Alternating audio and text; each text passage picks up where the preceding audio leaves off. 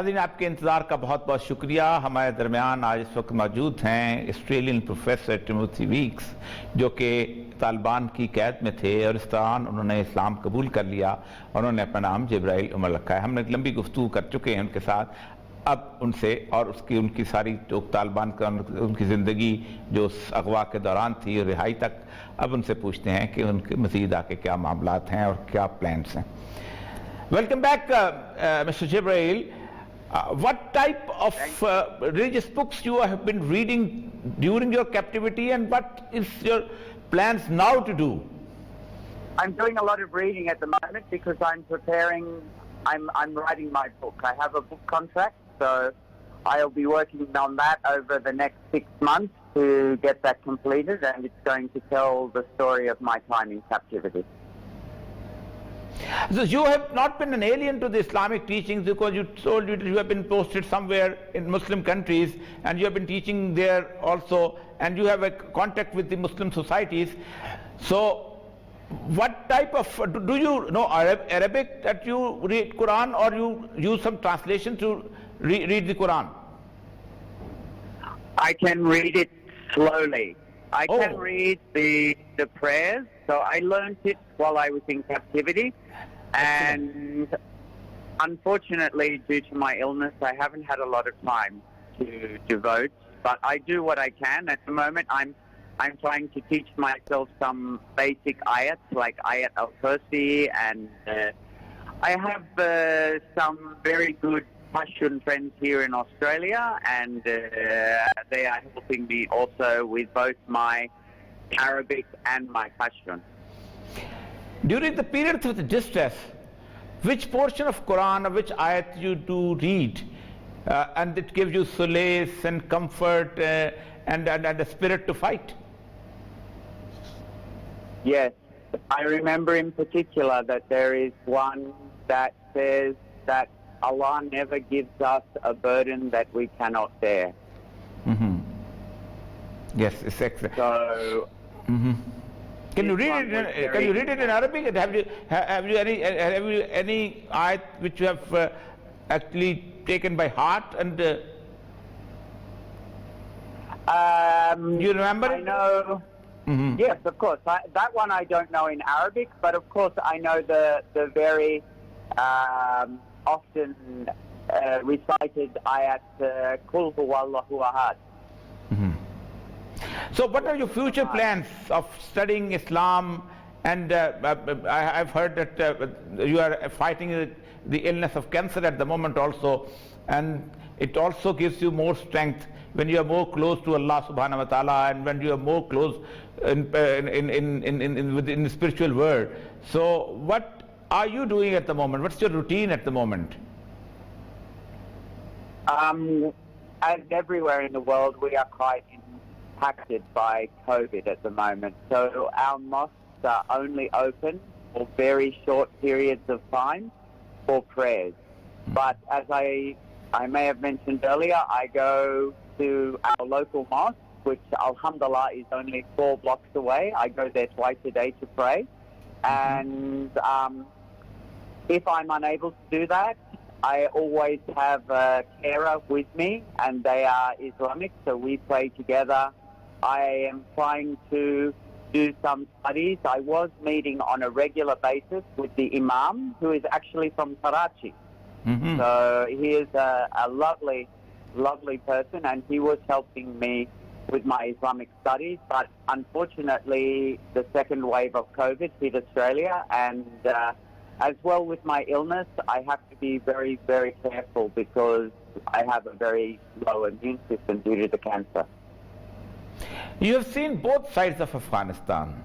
You have been teaching in Kabul, and you know, and the Kabul administration, the administration which has been established by the Americans over there, and you know their style of governance, and even the position over there in the Kabul street. And you have been very close with Taliban for about 3 years. What do you think the future of Afghanistan would be? Future of Afghanistan, that's a very interesting question. I don't think anybody, only Allah knows what the future of Afghanistan will bring, but the only way that a future can be achieved for the people of Afghanistan is through negotiation, and negotiation must include all parties. All parties must have a voice in the future of Afghanistan, and I hope that the people of Afghanistan can work together, and that includes all of the people, the Tajiks, the Uzbeks, the Pashtuns, the Farsi-speaking people.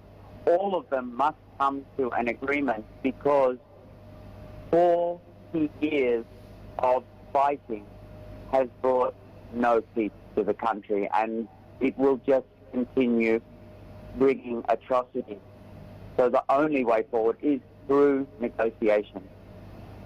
Recently, you must have been come across with the news and Joe Biden when he said that we are going to revisit the agreement between Taliban and the United States, and then even will say we will see what's going to happen in the next coming days. Taliban are going to abide by the agreement they had with the United States of America and their role vis-a-vis the Afghan government. Do you think that any change will happen? In the last couple of days, we have seen some indications of what the Biden administration will follow in terms of policy. And I think at this very, very early stage that it is looking positive. And the latest positive step is that they have continued to endorse Zalmay Khalilzad as the special representative in these talks. So Khalilzad has been working tirelessly in his efforts to bring peace to the people of Afghanistan, and by bringing these parties together. And I think the new Biden administration support for Khalilzad does give us an indication that they do intend to continue with the plan of military withdrawal and supporting into Afghan talks. You must have come across in Afghanistan that people of Afghanistan, they actually love the Islamic way of life, and anything which is imposed on them, whether it is the Western lifestyle, whether it is some values which you can say the universal and established by the modern way of life, do you think that by imposition of such values or such lifestyle will disturb the Afghan people? I think that the imposition of any foreign culture on Afghanistan will have a great effect on its people. The Pashtun culture in particular is a very, I'm trying to think of a suitable word for it. It's traditional. It is. It's very family orientated. They are a people who show great hospitality.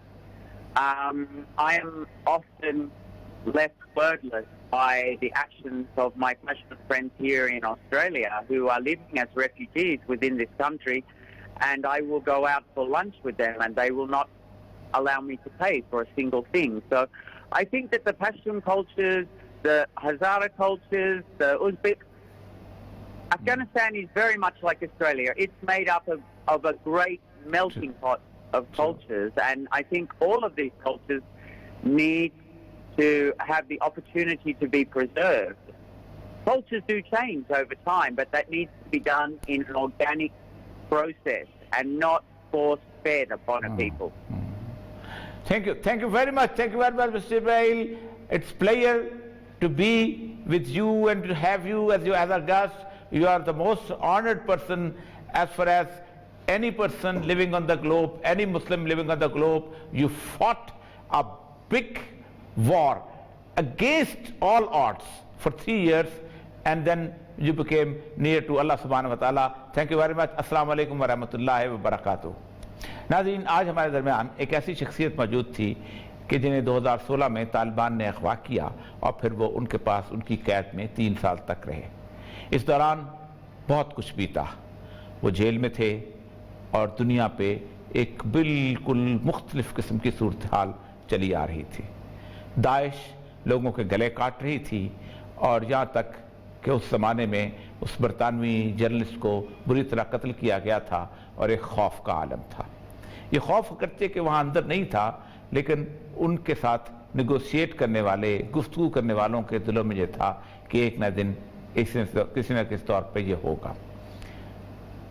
یہ شخص جس کی گفتگو آپ نے سنی، اس کو طالبان کی قید کے دوران ان کے رویے، ان کی سادگی اور اس کے حسن سلوک نے اسلام کے قریب کیا، اور اس کے ساتھ ساتھ انہوں نے دیکھا کہ جب وہ اسلام کے قریب آئے تو انہوں نے اس بقیہ 1.5 سال کے اندر اپنے آپ کو ایک مختلف انسان پایا اور ایک ایسا شخص پایا جس نے ان کو ہمت دی اس وقت کو گزارنے کے لیے۔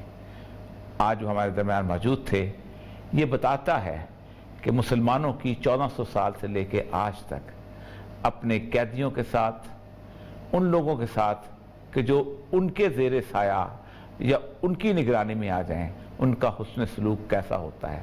اور یہی وہ حسن سلوک تھا کہ جب مسلمان اس پر قائم تھے تو پوری دنیا میں انہیں کسی شخص کو اسلام لانے کے لیے، اسلام قبول کرنے کے لیے مجبور نہیں کرنا پڑتا تھا۔ اجازت دیجیے، اللہ نگہبان۔